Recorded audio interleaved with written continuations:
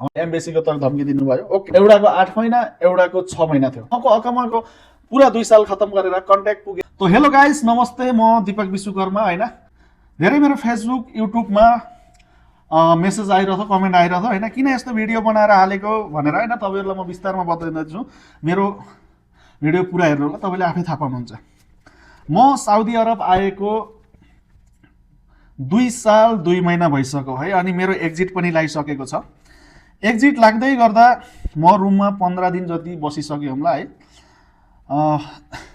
त्यस बीचमा मेरो सेलेरी पनि आएन, अनि टिकटको पनि थाहा छैन कहिले आउने हैन। त्यसै बीचमा कुरा गर्न जाँदाखेरि थोरै बहुत ओनरसँग मेरो भनाइ भयो। भनाइ हुँदाखेरि मलाई एम्बेसीको तर्फ धम्की दिनुभयो। Okay, no problem.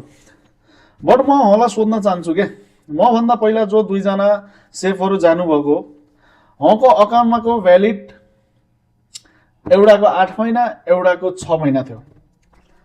जब हको अकाउन्टमाको भ्यालिड हुँदा हुँदै 1 साल 6 महिना 8 महिना हुँदा हुँदै तपाईहरुले हला जान दिनुहुन्छ भने मेरो पुरा 2 साल खत्म गरेर कन्ट्याक्ट पुगेर जाँदाखेरि तपाईलाई किन यति गाह्रो भइरहेछ हैन। एसी बारेमा हिजो मैले भिडियो बनाएको थिएँ। त्यसै गर्दाखेरि हैन, अब अर्को पनि कुरा आयो मेरो फाइनको बारेमा। किचनमा काम गर्ने क्रममा होटलकै काम गर्दाखेरि फाइन आएको भइछ 800 रियल।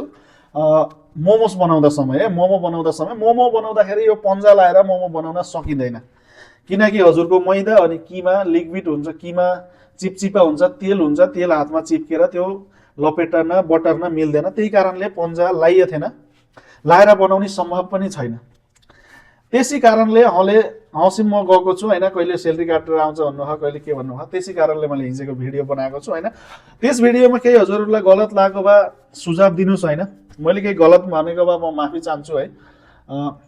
बट मलाई लाग्दैन कि कोही पनि होटलमा स्टाफसँग हैन कसैसँग अलग व्यवहार, कसैसँग अलग व्यवहार।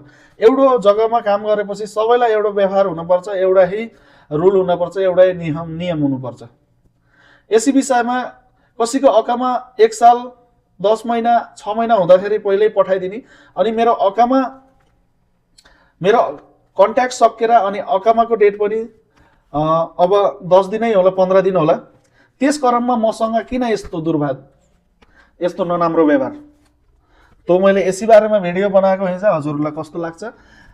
राम्रो नलागे पनि लाए पनि हजुरहरूले एकचोटि थ्याङ्क यू, धन्यवाद।